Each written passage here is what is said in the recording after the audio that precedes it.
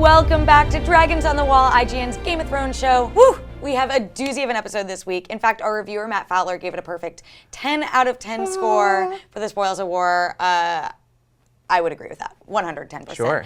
Before we get into the meat of this episode, first some housekeeping. Here's your weekly reminder to, if you enjoy Dragons on the Wall, and you should, we're great, like, subscribe, and give us a good rating everywhere you like to watch. We really appreciate it, and it helps spread the word to everyone else out there.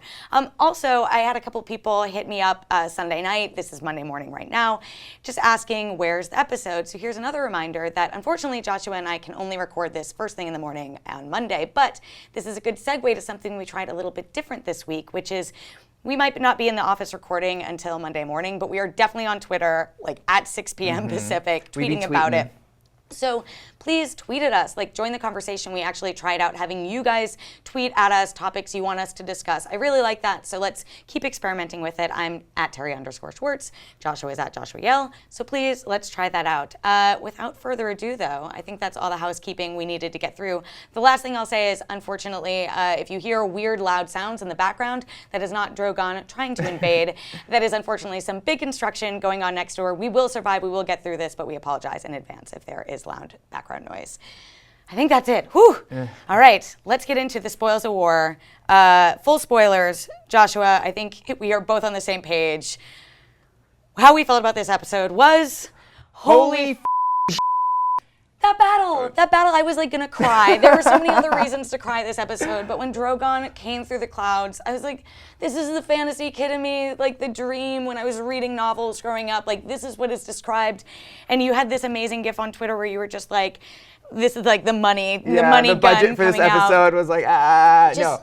Totally, absolutely incredible, insane. And it was very much like Hard Home, where I did not see this coming, and then this giant, crazy, awesome fantasy battle just took over the rest of the episode and was mind-blowing. Like Dany riding that dragon. Can't you get girl a saddle or something? Jeez. And just, coming, like, doing, like, running, what do they call it when planes go by? And like bombing runs. Bombing runs.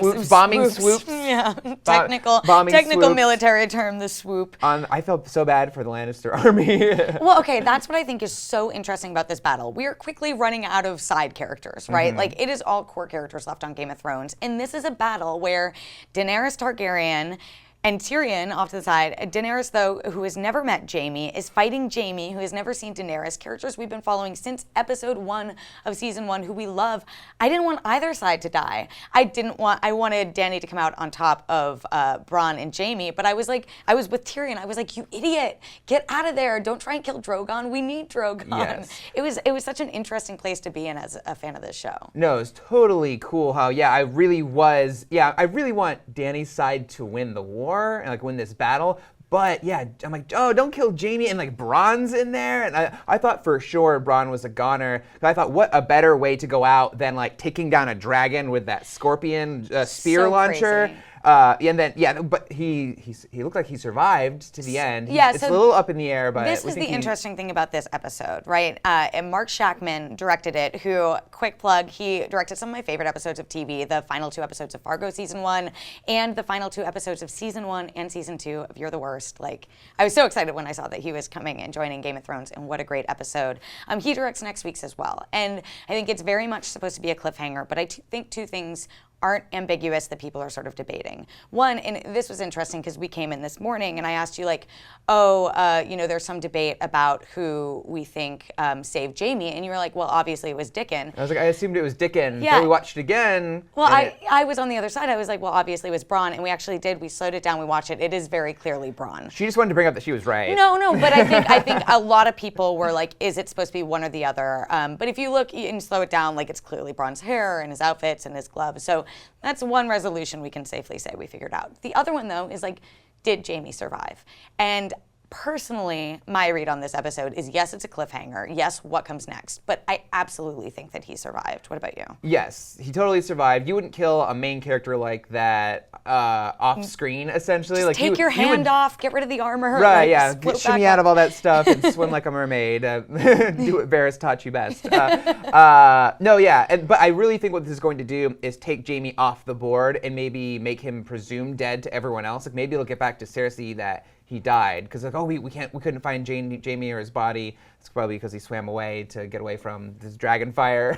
But yeah, so I think that's going to have an impact, and then of course eventually he'll return and it'll be a surprise. And we'll be like, oh my God. This is the thing, and I don't want to get into the promo for next week's episode because I know a lot of people count that as spoilers. But suffice it to say, the promo for next week's episode does not immediately resolve this question. It leaves it ambiguous. What happens to Jaime? There's not Jaime like sopping wet, going, like climbing out, like, oh great, well thanks Bronn for saving me, and also like whatever is going to happen next. But when I first watched this episode, my initial thought was, oh, like I can't wait to see what happens when he goes back to Cersei with his tail between his legs. But a lot of people rightly corrected me. I mean, he probably is going to get captured by Dany and then come face to face with Tyrion again, which like I want to see that. Yes. What do you think? Which route do you think the show will go? Which are you more excited about? I mean, the one that's juicier is that he gets captured by Dany, and because there's so much history between their families, the Targaryens and the Lannisters. And then, of course, Jaime was the one who killed Dany's father, which is huge. And then also, the Tyrion-Jaime reunion would be so good. So yes, I want that to happen. I also think it's so interesting that Dany flat out called Tyrion out like, oh, maybe you don't actually want your family to die. Like, you don't seem to be helping me very much. So to have Jaime show up, and if she's like, well, obviously I'm going to kill this like commander of the Queen Cersei's army, and Tyrion, maybe he returns the favor and helps Jaime escape or something to that end. Like, it definitely puts Tyrion in a compromised position, and I think maybe like at his most unstable point since when he first left King's Landing. Yes, I would also say that it puts him in he's already in a bad position because he's been giving nothing but bad advice to the Queen, and to the fact that she's even turning to Jon for counsel. So yeah, I think this will be like then him giving sympathy to the enemy will be maybe the last straw for Dany. And let's talk about Dany, because what an incredible sequence for her. Like, she clearly took Lady Olenna's advice. She became a dragon. She was I'm like getting chills thinking about it. Like, she was action heroine. Those scenes looked so cool. But what the heck was she thinking when she torched all the food? Like, we both missed the line that said when Randall Tarley comes up and he's like, the gold made it safely through the gates to King's Landing, which I felt like an idiot because I wrote a long piece where I was like, what did happen to gold? You all rightly corrected me, but like we need that. Thanks internet. But we need that food, and she knows we need that food, and that does not paint her in a positive light. Like, did that frustrate you as much as it frustrated me? Especially because there were like large lines of soldiers not near any food, but she kept going for the supply caravan. I'm like, come on, leave that alone. Get the people who are fighting your Dothraki army on the ground, and leave the food alone, because they have brought it up many times, and they say nothing in the show without a purpose for the most part. Winter is coming. Winter's here. So I thought that was it's like the food is going to be a huge problem, because it's a problem for both sides of the war right now, or three sides, two sides. And so I think that's going to be something that's going to come up later. And also just the effect of watching her like literally turn soldiers to ash and like horses like trampling over them, and it was horrifying and crazy and awesome. And I think I've really dreamed up a lot of what this battle might be like when she finally rides a dragon into battle, and it incinerated all expectations. Yeah, I mean, you think back to like season 1 when they had to just knock Tyrion out because they didn't have the budget to do any battles, and even like we were talking about the siege at Highgarden and how they didn't do it. Well, I'm glad they saved their money for this. It wasn't, for all that I was joking earlier about my lack of military knowledge, I did think it was interesting that, to me, it seemed the reason that Dany went after the caravan instead of after the soldiers is, to John's point earlier, like, you are supposed to represent something different. If you come in and just use your dragons to kill all these people, to just wipe out all of the Lannister army, then you are exactly the same. So I was like, I feel like that maybe is why she did that.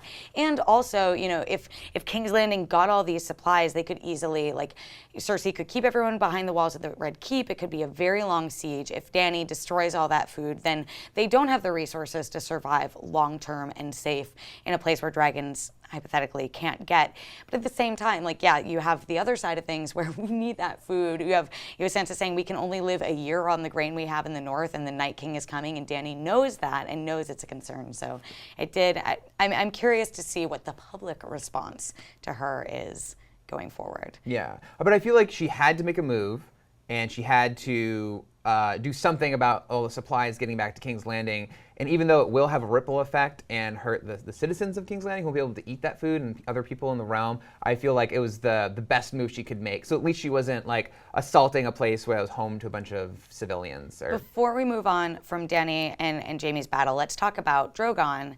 And I don't know about you, but for all that I was like, Bronn, don't die, I was also like, Bronn, don't shoot Drogon, don't shoot Drogon. And fortunately, Drogon didn't die, but he did get pierced. Yes. And I let out like a wail similar to what he made. A lot of people are theorizing, like, Qyburn's a savvy guy, and maybe that's the only scorpion that there is, but it's called a scorpion, right? Is it poisoned? Do you think that there is poison on that could potentially kill Drogon and make Dany lose one of her most powerful dragons? Yeah, when they shot the spear and it hit Drogon, it was much smaller than I thought it was going to be. I was like, oh, that's not really having a big effect. So it would make a lot of sense. And yeah, it is called a scorpion, and Qyburn is a crafty guy who knows a thing or two about poisons. We know that about him. So yeah, that is an interesting theory, and I do think that would actually be a great sort of evening plot thing to do to like maybe not make Drogon as powerful as he was before. Like he's ailing and maybe can't fight. And they have to rely on the other two dragons. Yeah. Which I think they just saved those. People were like, where are the other two dragons? They just didn't want to bring all of their big guns to the fight, right? Can you imagine? And book readers know there is a whole line about there are 3 heads of the dragon on the show. There currently is just one, and that's Daenerys. She's the only one who flies them. I'm sure that we will get to the point, and also I'm sure they want to save that moment of all 3 dragons flying into battle. Oh, right. You know what I mean? Yeah. Like that's your money shot. Even just having Dany on Drogon come through was great, and she definitely was like piloting him and commanding him. But I think that they're going to save that money shot for one of the bigger battles inevitably still to come. Yeah, and I will say one more thing is that I said earlier it would be nice if Dany had a saddle crafted, so she's not just sitting on his spiky People are back. saying they better get some armor for. Yeah, that's what I was saying. Yeah. She should wear some armor. But the dragons too. Oh, for the dragons? Oh, Yeah. well, they're gonna need that probably for the next battle, right? To cover up their fleshy They'll parts. get those dragon glass armor forged. There'll be gleaming, shining dragons. No, but Dany herself should have some armor because they said it was Missandei just one arrow could take you out. And Tyrion was even like, it would be silly for you to go into battle. And then she just went in. Because I think she thinks she's invincible. I just think that she understands the power of a leader leading. Right, You know what I mean? but without armor. Yeah, I'm sure or at least some one of of her those feels a bit handy invincible. Dothraki helmets that cover like all the key parts of your face. Like that. Yeah. Can you give her one of those? Well, maybe. Someone get to work on that on the show between this week and next week. No, I like that poison theory, though. And we are at the interesting point on the show where people we love are going to die. And that really freaks me out. I don't want anyone, like, can we just stop now and just say, and they all lived happily ever after? I was actually surprised in this episode the stakes were so high and was such an awesome battle and there were no casualties. There's the implied casualty of Jaime, but I don't think that's actually going to happen. So really, I was surprised that they didn't use this big battle to take away a major character. Well, I wonder if this is going to be more of like a 2-parter, just given the way that the episode ended and the fact, that they have directors directing pairs of episodes. I would be surprised if we come out of next week's episode not losing anyone. You know what I mean? Like, I feel like the way that they ended it means it could roll over. We'll give you a pass on that one. I want to transition over to some happier conversations. Holy goodness, we got a lot of reunions in this. Like, it was one right after another. If you had to pick your favorite reunion of this episode, what would it be? So I know most people would say like Arya and Sansa or with Bran, but I think I just enjoyed Arya coming across Brienne again. That, for all that final battle was like some of the most incredible everything Game of Thrones has ever done, that duel between Brienne and Arya was a damn delight. Like, it was so good. It reminded me, and I posted this on Twitter, of just like, of Yoda, like just pulling out the sword and jumping around Count Dooku. I was like, yep, that's totally what just happened there. But I will say this, as awesome and cool as it was, and the look on Brienne's face of like, what's going on here? I think it was maybe I think Arya wanted to sort of show off a little bit of like, look at Yeah. all the stuff I've learned. But I think if you're going to be a master assassin and you're like a young woman, you don't let people know you can do that. And so she essentially told everyone, hey, look at this amazing talent I have. Look how deadly I am. And she's giving that information out. And the person who you wouldn't want to know that is Littlefinger, who we know is all about like manipulating people and having all the information and secrets. So the fact that he now knows like, oh, Arya is a physical threat. I'm going to need to do something in case she comes after me. Well, let's put a pause on reunions and come back to that in a bit, because I do want to talk about Littlefinger. Littlefinger is very interesting in this episode, and I know I went on a very long rant in last week's episode, for those of you who listened, about the significance of the cat's paw dagger. The dagger. When the dagger showed up, I felt like I felt emanations through the forest. It's like, oh, Terry's And freaking out right my now. theory, for what it's worth, much more interesting than what actually happened on this show, if I was to toot my own horn. She wrote an essay. I did. I wrote an essay. I ranted for at least 5 minutes at the end, like just me speaking straight to camera. You were like, yep, sounds good. I have no feedback. You do you, Terry. Littlefinger is obviously a very important character in this season for reasons we aren't quite clear on.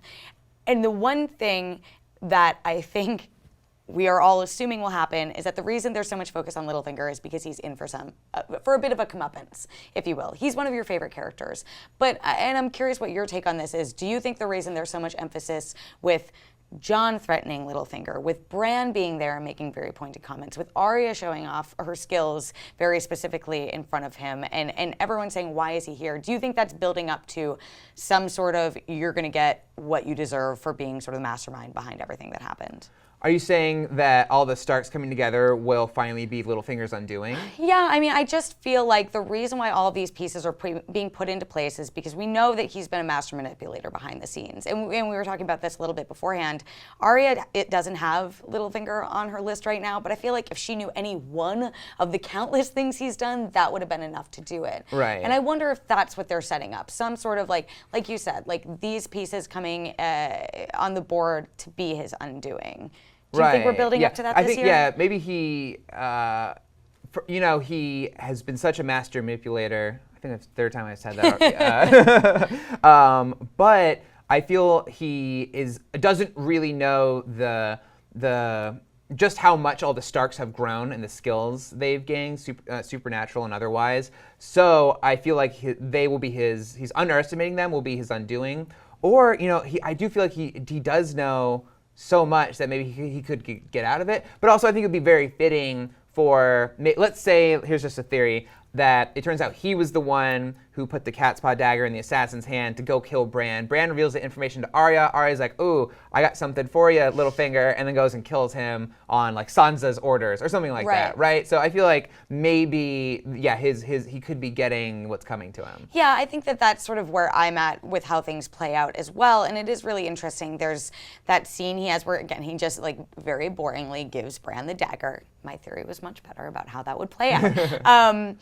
And he gives Bran the dagger, and Bran later to Arya is like, I don't care about this, but he clearly knows the significance of it, right? But Bran does something very interesting, and he says to Littlefinger, chaos is a ladder.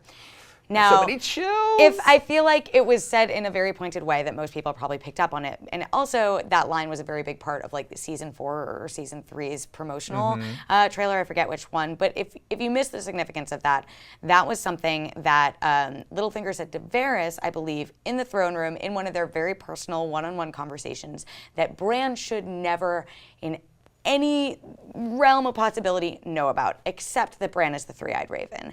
And that was a really key moment because Littlefinger realizes, oh, this guy might know a lot more than he lets on. And I think for someone who is, again, master manipulator, we'll just keep saying that. If this was Pod Save America, this episode would be called Master Manipulator.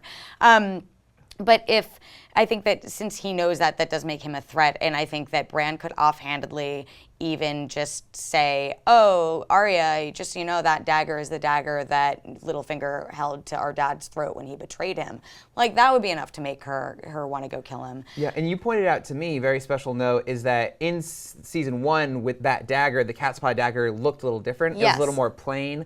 But because I guess it's an important plot point now, they made it more ornamental, and so it may look different, but it's the same dagger, right? Yeah, it's consistently the same dagger that was last seen in season 1 that Littlefinger had.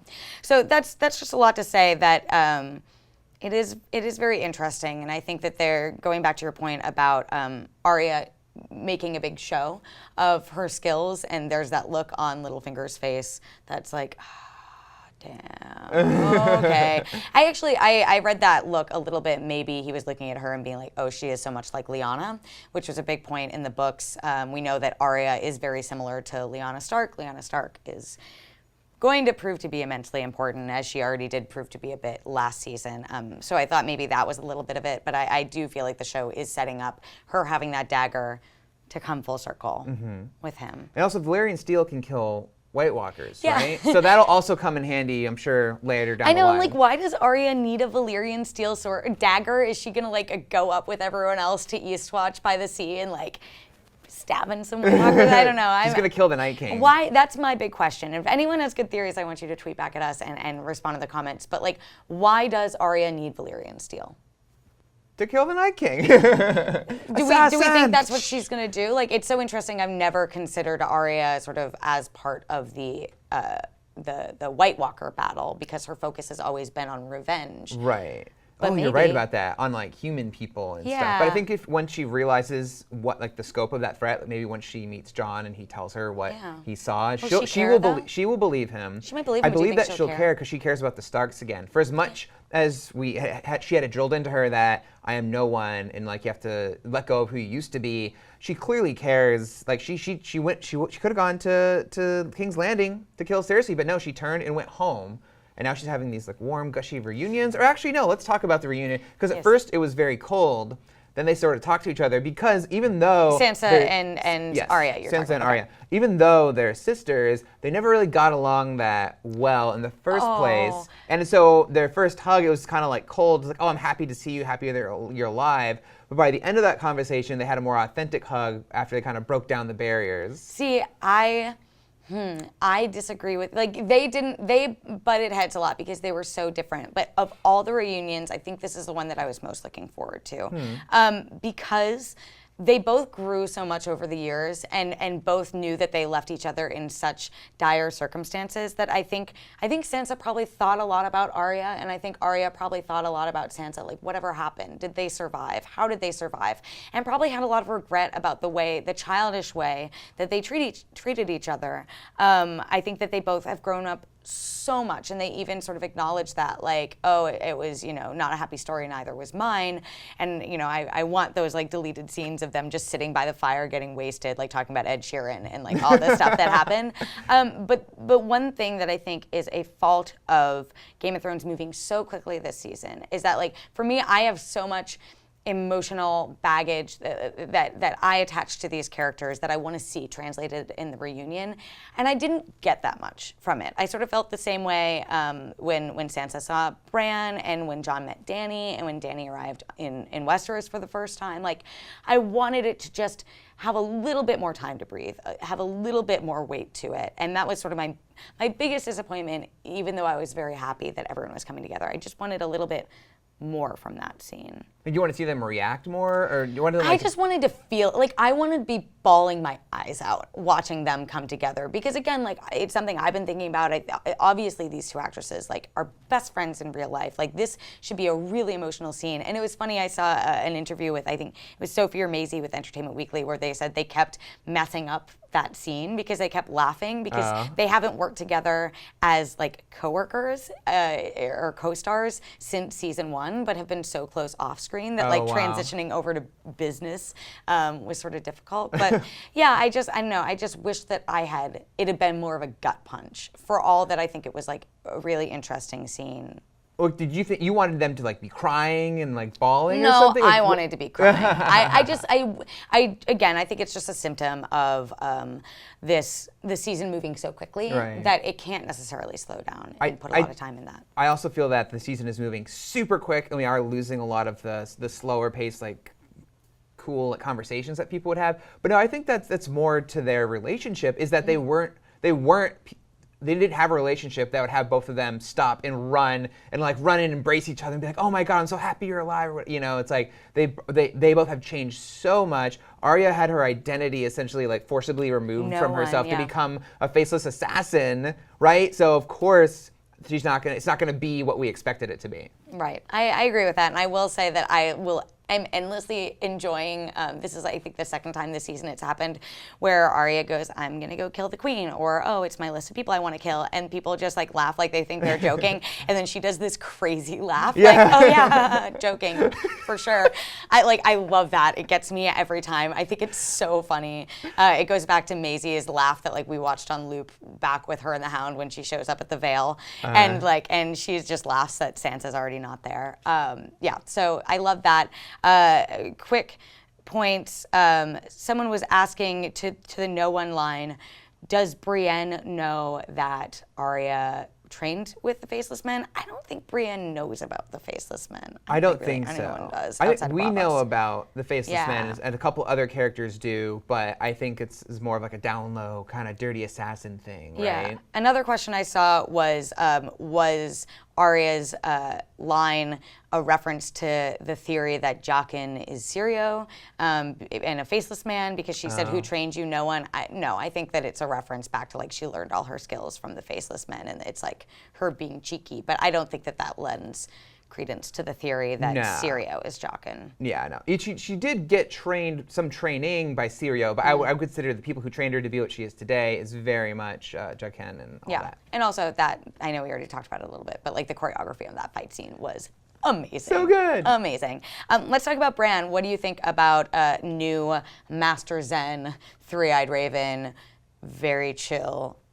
People are making jokes that he just seems super high, new version of Bran. I just keep waiting for him to be useful, because we know the important information, or we think we know what important information that he has, and of course it's saying R plus L equals J. Yeah. And he's just not saying anything or doing anything, and kind of waiting for the Three-Eyed Raven to actually have some benefit to somebody instead of creeping everybody out. Yeah, and I think there's a really interesting line in this episode where Mira is like super pissed off at the way she's being treated, the way she's being dismissed, and she makes a comment to Bran where she says, you know, you died there in that cave, which I think is really interesting, and a creative decision I almost feel like the showrunners came up with in between season 6 and season 7, because I feel like if that's the direction they wanted to go, that like the person we know as Bran was left behind when he downloaded the Three-Eyed Raven, and now he is, I don't think he's literally the same person as Max von Sydow's character that we see in the tree, which some people do think,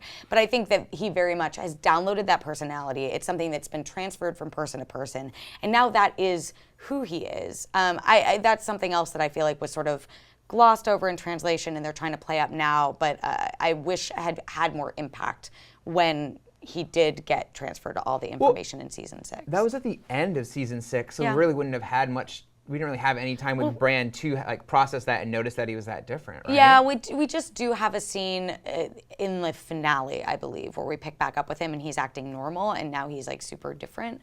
Again, I feel like it's just something that like the writers decided in between seasons, and they're like, oh well, obviously his personality will have wiped out. But, right. Kind of like how Euron is a completely different character now. Yeah.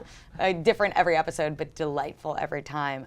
Yeah, I mean, I understand the criticism with Bran of wanting him to do something. I still think he has a very important role to play. He is one of the most significant figures and one of my favorite characters, but I'm with Mira where I'm like, oh, I missed the Bran that was instead of this one. Last but not least, let's talk about Jon and Theon seeing each other. Did you feel like this episode was clear on sort of the resentment that Jon had for Theon and why he let him live? Yeah, it took me a second because I'm like, oh wait, okay, so what did Theon do that Jon would be mad about, that Jon would know about, that Theon already hasn't, made... It's been a minute for all of those things. But it was that Theon sacked Winterfell. In the end of season 2. Yeah, it was a long time ago for us. And for them, but and betrayed Robb. Yeah. So Theon did a lot of bad stuff, and Jon, heard about all of it, and now he's finally face to face with him. But like he says, he's like, you helped Sansa, and that's the one reason I'm not going to kill you. Yeah, I thought it was really interesting. It was that was actually a moment I found was pretty emotional, because you see like these people they did last see each other early in season 1. Theon was a little piece of S, I'll say, because I don't want to make us bleep out anything else. But he was a brat, and he's been humbled and changed, and he's still cowardly and traumatized from all that. But Jon too has just so come up in the world, and I think it's interesting again. Like if we get that Jaime Tyrion reunion next week, it's the same sort of thing of seeing these characters come back together after many years apart. Let's talk about Jon and Dany, the Jon and Dany of it all. Do you ship it? I know I asked you this last year. I'm still not shipping it. I'm not either. And I think that the show is leaning very heavily into the romance of it all. Oh, totally. I push. Even Davos called out Jon about it. You're looking at her good heart. I know. I'm like, I like these two characters I'm together. up here. Yeah, hello. He's like, there's no time for that. But I'm sort of with Jon. I'm like, there's no time for that. Did you notice how he didn't deny his feelings? He was just like, there's no time for my feelings. Well, you got a pretty dragon queen. Yes. Who's maybe your aunt. And wants to go hang out in the cave with you. Yeah, or you want to go hang out in the cave with her. Yeah, I was come down here. I want to show you something. Look at these swirls. Don't look into my eyes. I will say I give the show some credit for not going all the way deep. Like clearly they knew fans the second they put these two characters together would be thinking about the romance. I'm glad they had Davos acknowledge it, but I'm glad that we're a few episodes into them together and it's not like they're just hooking up in the mystery exposition cave. You know what I mean? Like I'm glad that there is some time and I think what's more interesting is seeing Dany turn to Jon as a valuable advisor, like after knowing him for a minute in Showtime, which is probably like 7 months in the actual time that's passed. Yeah, I feel like it is on the track for a romance, but I don't even know if romance is the right word, of maybe just like a courtship, because what better way to unite the South and the North than a marriage, right? And of course, R plus L equals J, we're thinking that that'll make things really icky, but who knows? Well, not for the Targaryens. Well, they're used to that. Targaryens are down for incest. But also, I feel like so many things in this show, people feel entitled to things, or things are okay because how they used to be. And this show's, if anything, about like breaking those traditions. Like Cersei's the first queen ever, right? So I feel like I don't feel like they would go back to the way things used to be. Yeah, let's talk about the exposition cave a little bit. I'm glad that they found that. Exposition cave. It is.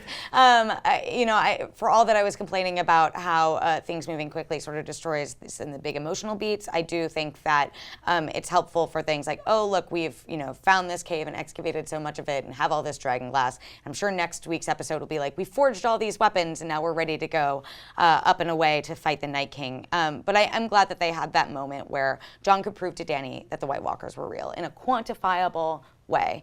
Look, they're drawn and they just happen to look the exact same, and like they have all the swirls from the Children of the First Men, that the technical term, the swirls, that we know is important. And again, like I was a little unclear how Dany knew about the Children of the Forest. She's like, oh yes, the Children of the Forest. Oh yes, the Children of the Forest and the First Men, exactly as I learned about them, like in Across the Narrow Sea in Pentos. What if I just got this funny image of like, what if Jon's like, how am I going to convince her that they're real? It's like, does anyone have any crayons? And he's like, yeah, and the blue eyes. Okay, yeah, get her in here. I like that version a lot more than this other version. I like that, again, they're setting the precedent. They're saying this happened before. It will happen again. I'm excited for that. But to the point about how quickly will they be able to excavate the weapons, things are moving very quickly. I don't think that Jon is long for Dragonstone anymore. I would be surprised, especially since the announced title of next week's episode is Eastwatch. Are we going to be going to Eastwatch as soon as next week? Like, that's so soon, Eastwatch by the sea. I know, and I'm excited for that. Obviously, Dany left Dragonstone already, but yeah, I think it'll be smart to only have them together for maybe 2-3 episodes, but also have really enjoyed that dynamic. Yeah. Let's move on to a more spoilery conversation. I'll preface it by saying this is about a name that Cersei dropped in talking to Tycho Nestoris in the Red Keep. She said that Qyburn has been trying to reach out to the Golden Company, and that, we know that all the gold got into the Red Keep so they can pay back the Iron Bank. Should the Iron Bank want to loan them more money, she would use it to try and get the Golden Company to her side. I think this is super important. But to discuss it, I have to get into book spoilers. So if you don't want to talk about book spoilers, things that have happened in the books, probably won't happen on the show, but are still spoilers, get out of here. Totally understand. This is our last topic of this week's episode, and we'll catch you next week on Dragons on the Wall. But if you want to come down the spoiler and theory rabbit hole with us, please stay. Jonathan has been with me. You've been talking to Dornbush? He's down. He's here in LA right now. He's helping me out with TCA. Joshua, did Cersei name dropping the Golden Company cause you to perk up like it did me? Did you catch that? Yeah, it's something that they mention just in passing of just like, oh, it's this band of mercenaries, 10,000 strong, that you might want to hire for this war. I love how they're probably like the most renowned mercenary company, and like no one's giving them any work. No one that we know on the show anyways. But yeah, so now they've brought up again, Cersei just came to some money, because there is that line that the money made it safely to King's Landing, even though the supply train was destroyed by the dragon.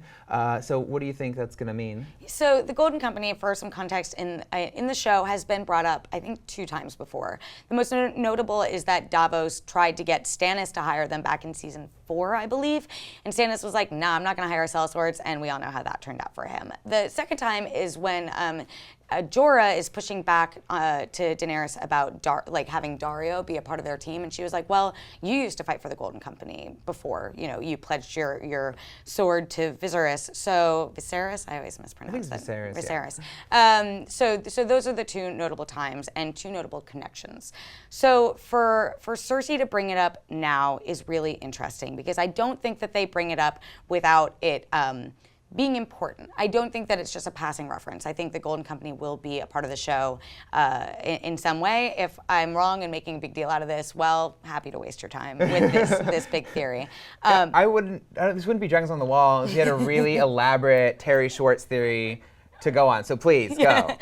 So yeah, I think that Cersei is definitely going to try to hire them. The bigger question is whether they come to her, because yes, it would be a great asset. Dany just burned a bunch of her dragons, but I think the Jorah connection is really interesting, and this is when we get into book spoilers. So the Golden Company is super important in the later Game of Thrones books, because 2 characters who are not on the show, who I think will never be on the show, are members of it. Now, the first is Jon Connington, who was hand to the king of Mad King Aerys way back when. And with him is someone named Young Griff, who we later find out and is confirmed, which automatically makes people think that it's not true and that he's a Blackfyre, but supposedly Aegon Targaryen, the son of Rhaegar and Elia Targaryen, who the Mountain smashed his head against the wall and supposedly killed him as a baby during Robert's Rebellion, is also been raised with the Golden Company. And it's important because, number one, it means that Dany isn't the last living Targaryen officially, because we still don't know that R plus L equals J if Jon ends up being a Targaryen, which we all assume is the case. But that does mean that there are at least 2 living Targaryens. And Aegon is going with, sorry, this is a very long explanation. Go, I'm in it. Aegon and Jon Connington, who we will from here on call Jon Con, as fans do, are going with the Golden Company to try and meet up with Dany and marry her. So why is this important? Well, because in the show, Jorah has actually taken on a lot of Jon Con's storylines, like specifically that Jon Con is covered in grayscale and hasn't told anyone, and we know that Jorah had that, and it's since been cured. So I think that for all that Young Griff, Aegon, and Jon Connington are not going to be in the show, I think that Jorah will fill that Jon Connington role. And I think that he could potentially intercept the Golden Company. We know he's trying to get back to Dany. What better way than with 10,000 amazing sellswords? Maybe that's a great way to bring Daario back into the show. If Daario, I don't know. I hope he wants Daario back. I don't think that he will. But I think it would be really cool to see sort of this duel over who will get this very powerful group. And hopefully it ends up being Dany, but maybe money will be enough to win them over to Cersei's side. Do you think I'm making much ado about nothing? That was very far down the rabbit hole. No, I think you're right that the Golden Company will have a significant role to play. And it's just a matter of seeing how they're going to incorporate it and which character is going to be the ones that win them to either side of the war. I think what's also an interesting reminder for book fans is that these 2 characters exist but won't be on the show. And if Jorah is Jon Connington, then who will take over Aegon's sort of role to play? And I don't think that it necessarily relates to the Golden Company about it all on the show, but I think it is a reminder that, you know, Jon could be the only other Targaryen on the show, and Daenerys has already made a point to say, I am the last living Targaryen, and if that is not the case, that's a big deal. So I think sort of as an aside, it will be interesting to see if sort of that Aegon role gets mashed up with the Jon Snow of it all. I think you're onto something. Woo! Feels good, guys. We only have, 6 more days to wait for the next Game of Thrones, but only 3 more left this season. Very sad, very sad, very sad. But when they're this good. How do they top it? How do they top it? And if they really go to Eastwatch next week, I'm like, my body isn't ready. But that is our show for today. This is another reminder, if you enjoy Dragons on the Wall, please like, subscribe, share, and give us a good rating. We just enjoy having this conversation with you guys. And again, please reach out to us on Twitter about all your theories and follow-ups. I am at Terry_Schwartz. This is at Joshua Yale. Twitter is a ladder. Twitter is a ladder. I wish I remembered more of that quote. We have plenty more Game of Thrones excitement in video format. If you didn't watch last week's Dragons on the Wall, especially my very deep dive Catspot theory, Catspot Dagger theory, make sure to check that out also all week long, even though Dragons won't be back until Monday. Plenty more Game of Thrones content and theories coming up on the site, so make sure to check it out. For all things Game of Thrones, make sure to keep it here at IGN. That's our show. Thanks, everyone.